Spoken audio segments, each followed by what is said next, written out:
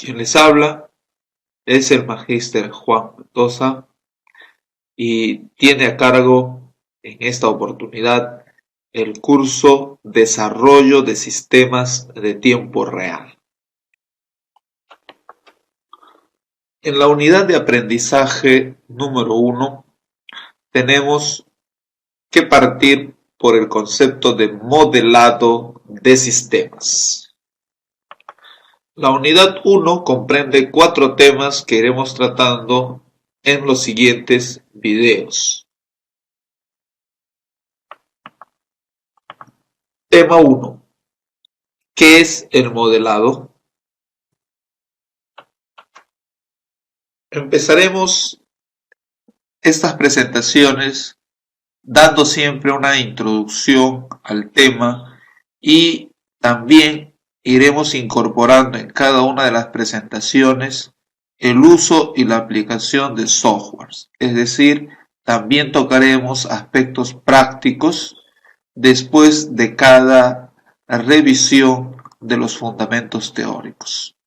La metodología que vamos a usar en la presentación será una metodología helicoidal, es decir, no tendremos necesariamente un avance lineal de los temas 1 a los temas posteriores de cada unidad, sino que más bien iremos avanzando y luego retrocediendo para nuevamente avanzar cada vez en los temas más complejos. Así que en la parte práctica, si bien es cierto, empezaremos desde lo más sencillo, pero no necesariamente la práctica corresponderá exactamente a los modelos que vamos a ir revisando en los aspectos teóricos.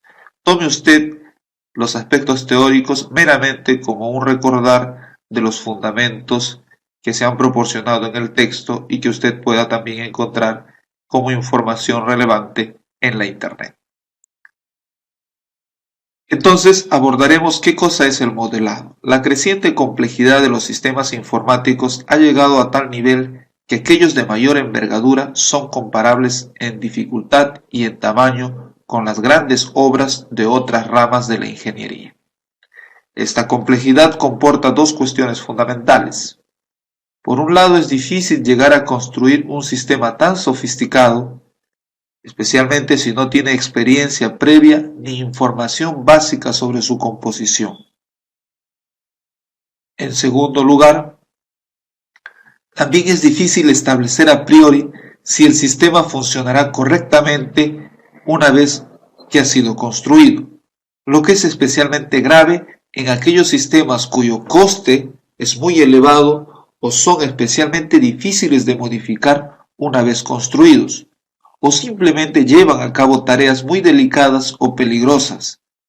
En estas y otras ramas de las ciencias informáticas es tradicional el uso de modelos que permitan un análisis previo de las características de un sistema y de su funcionamiento previos a su ejecución real.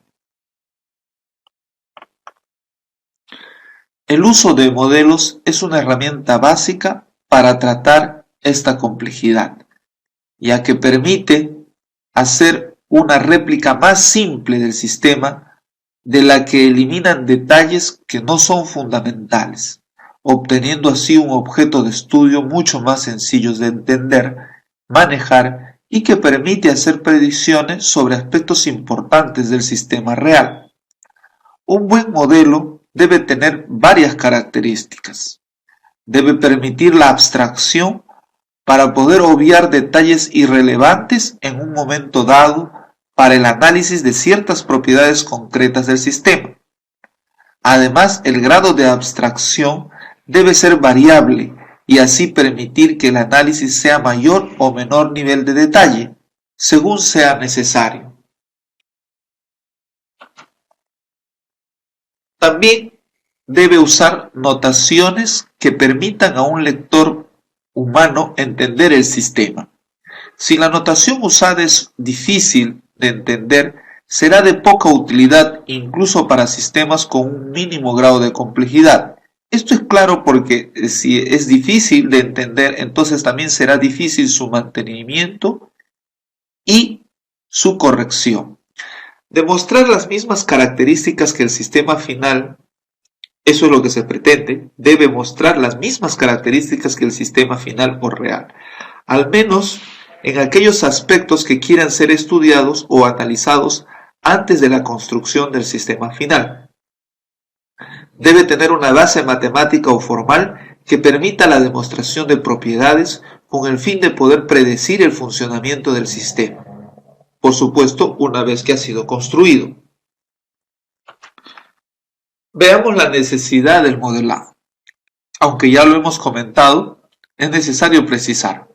Aprovechando los avances en la construcción de las computadoras que tienen mayor capacidad de procesamiento y almacenamiento de información, los sistemas son cada vez más grandes, se aplican a más campos y se depositan en ellos responsabilidades mayores.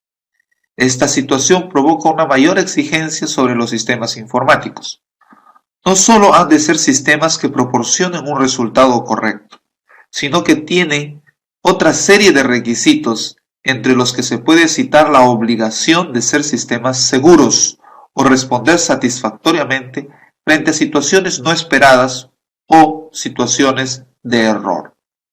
Se puede ilustrar, por supuesto, teniendo en cuenta muchos ejemplos de la aplicación de la informática a un campo concreto como por ejemplo la salud, donde es irrelevante, o mejor dicho, es relevante que el sistema funcione seguro.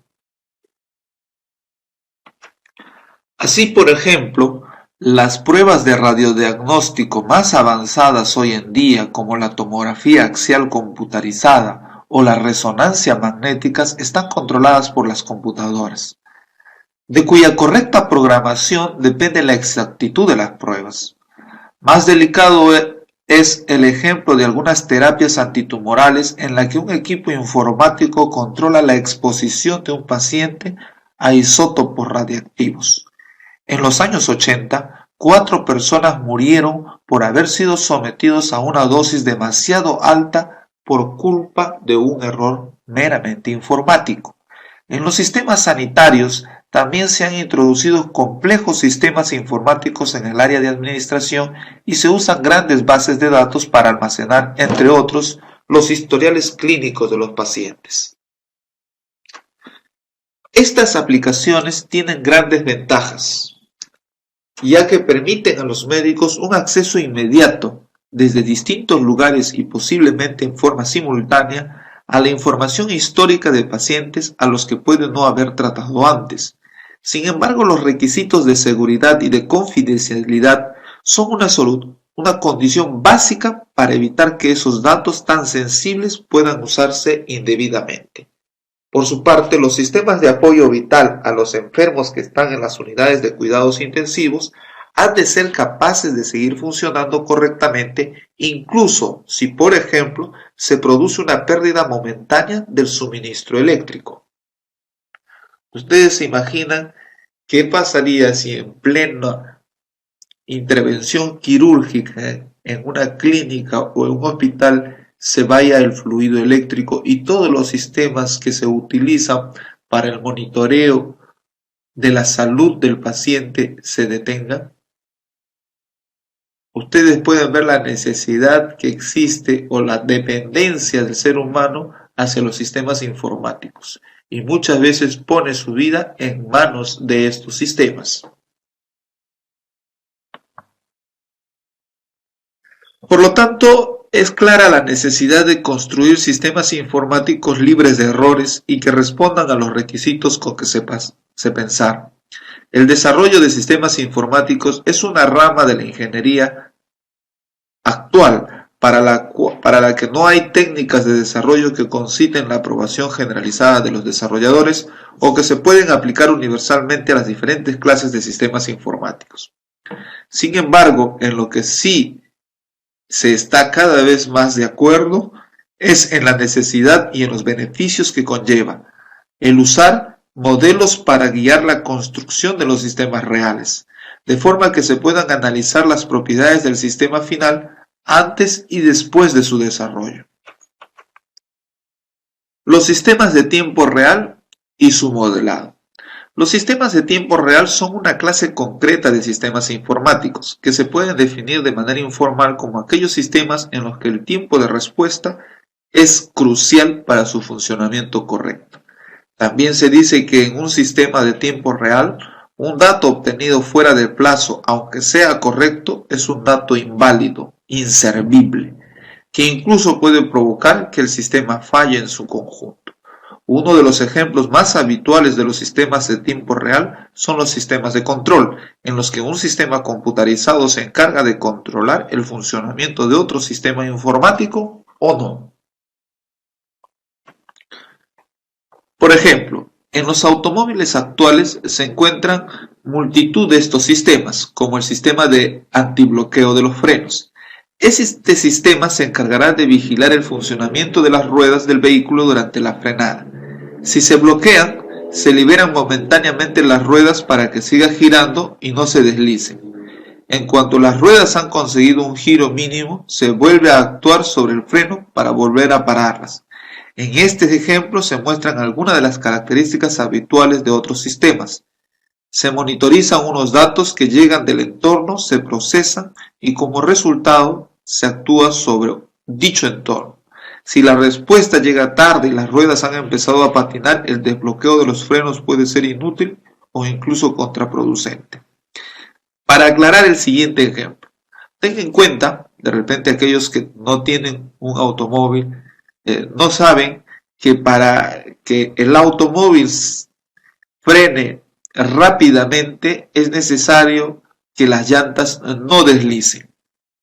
Por eso, muchas veces, antes que se produjeran los sistemas informáticos en los automóviles, el conductor debería frenar, como se dice entre comillas, bombeando, es decir, iba presionando los frenos por pulsos para que las ruedas no deslicen. El detalle es si las ruedas deslizan, entonces el auto patina, significa que el auto patina y en consecuencia no se detiene y sigue avanzando. Entonces, para esto se incorporó en los automóviles, sobre todo los últimos automóviles, los actuales, se incorporó un sistema que en cuanto se percibía que el conductor había aplicado el freno en seco, es decir, un freno a fondo, entonces el sistema inmediatamente liberaba el freno para que la rueda girara y luego de que haya un pequeño giro otra vez presionaba el freno y de este modo las llantas no deslizaban. Este es un sistema que obviamente intenta que en la desesperación de un conductor por frenar rápidamente y pisar a fondo el freno, el sistema en forma automática vaya frenando en forma, digamos, paulatina, bombeando el freno. Pero, ¿qué pasa si el sistema falla? Entonces, finalmente, el automóvil patina y el conductor puede tener un accidente. Otro ejemplo de sistemas de tiempo real de una naturaleza distinta a la que hemos expresado es el de los servicios de videoconferencias, donde se establece de forma remota una conexión entre dos o más extremos y se exige que los datos lleguen con una determinada velocidad y calidad, incluyendo las consideraciones de posibles errores en el canal de comunicación. Si se producen retrasos o pérdidas de imagen o sonidos momentáneos, es posible que se consiga mantener una calidad suficiente en la conferencia, pero para eso es necesario que la mayoría de la información llegue correctamente y con un retraso mínimo. Una de las clasificaciones de los sistemas en tiempo real distingue los sistemas duros o Hard Real-Time Systems, en los que ningún dato se puede producir fuera de plazo, y los sistemas real blandos o Soft Real-Time Systems, en las que se puede permitir que alguno de los resultados se produzca con un retraso mayor del que se ha establecido. Los sistemas de tiempo real tienen unas características propias que hacen que su desarrollo sea aún más difícil que el de la mayoría de los restos de sistemas informáticos. Estos son sistemas inherentemente concurrentes en lo que hay varios flujos de control ejecutándose simultáneamente e interaccionando accediendo a recursos comunes y comunicándose y sincronizándose entre ellos. El desarrollo de sistemas concurrentes es más complejo por la posibilidad de problemas adicionales como el bloqueo o la inversión de prioridades. En estos sistemas interactúan directamente con sistemas físicos. Es muy común encontrar sistemas que tienen una relación a muy bajo nivel con dispositivos físicos de lectura de datos para monitorizar los sistemas controlados y para escritura de datos. Su funcionamiento depende habitualmente de estímulos procedentes del entorno. Se pueden clasificar dentro de los llamados sistemas reactivos, que actúan dando respuestas a un estímulo exterior. La frecuencia de los estímulos exteriores es unas veces periódicas, otras sigue una distribución de probabilidad y en ocasiones es desconocida.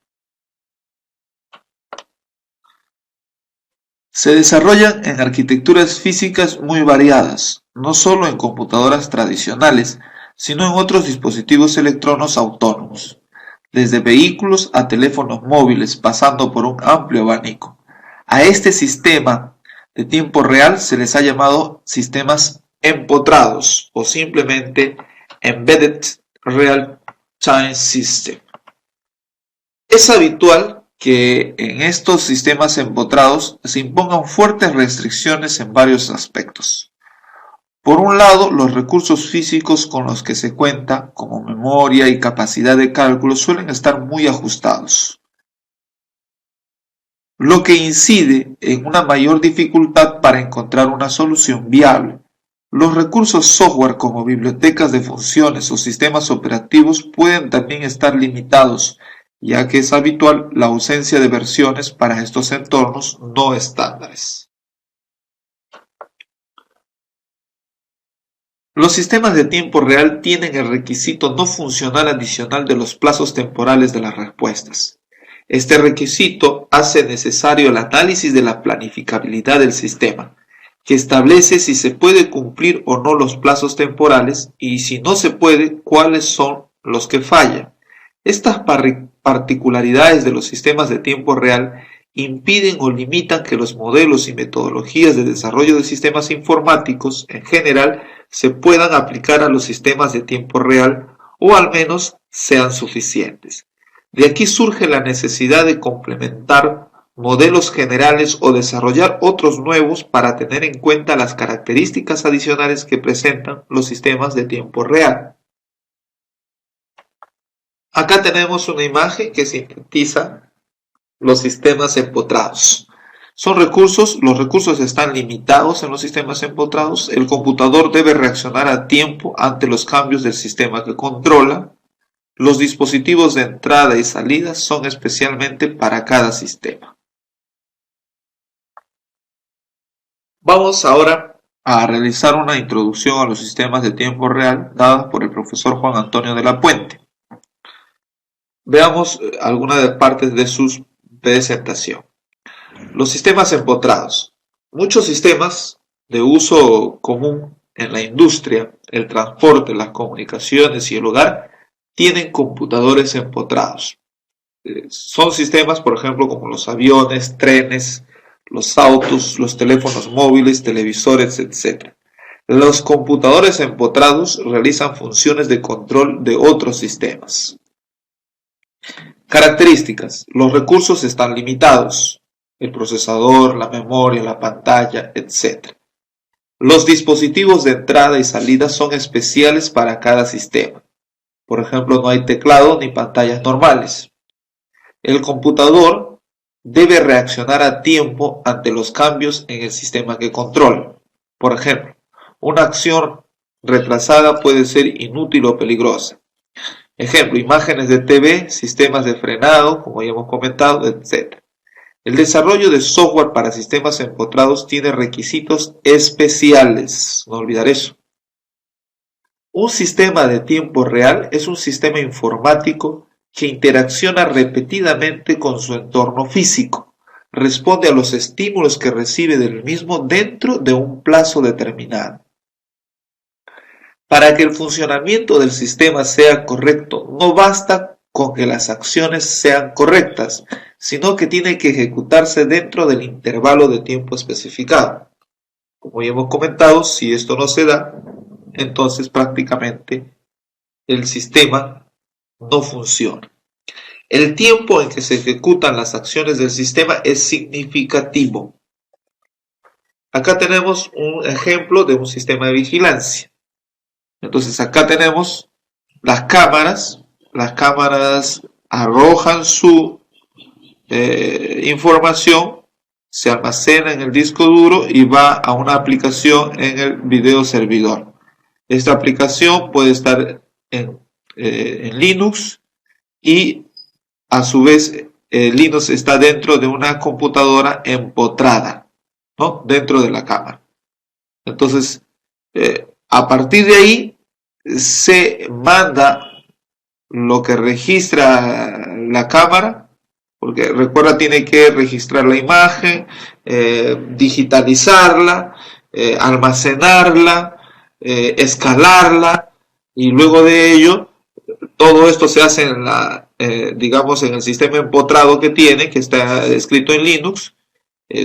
Todo este sistema de vigilancia está dentro de las cámaras, que luego tiene que enviarse mediante un cableado de red de banda ancha o en forma inalámbrica a la interfase web del usuario.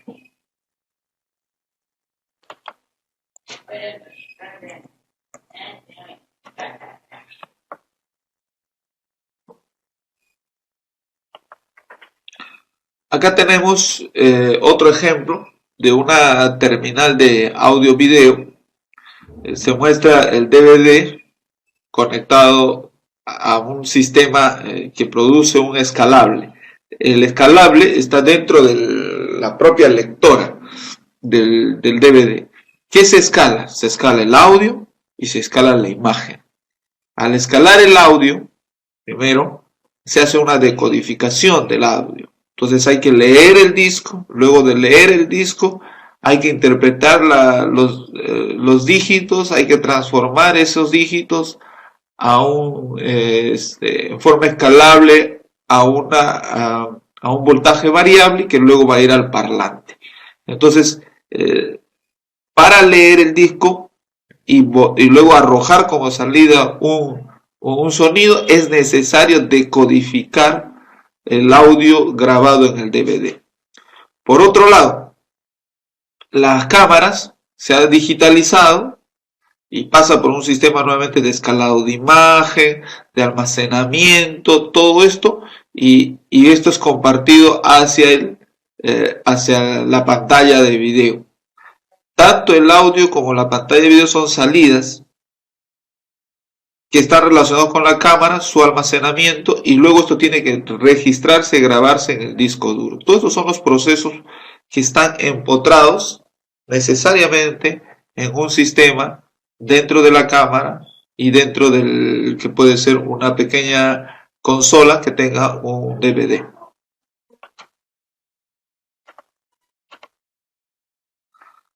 Tenemos aquí el ejemplo de un satélite. Tenemos aquí la trayectoria en tierra, los vínculos en tierra.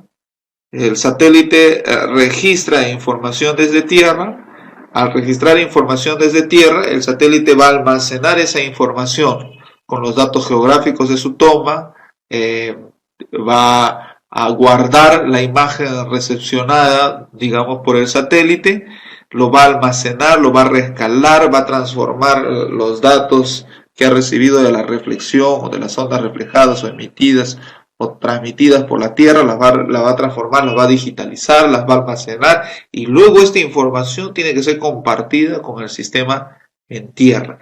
Pero todo este sistema que tiene que ver con la recolección de imágenes está empotrado dentro del sensor, dentro del satélite. Pero no solamente eso, el satélite también tiene que llevar en sí una pequeña computadora empotrada que le va a permitir controlar su aceleración, su giro, su trayectoria, y todo esto también debe ser controlado desde tierra.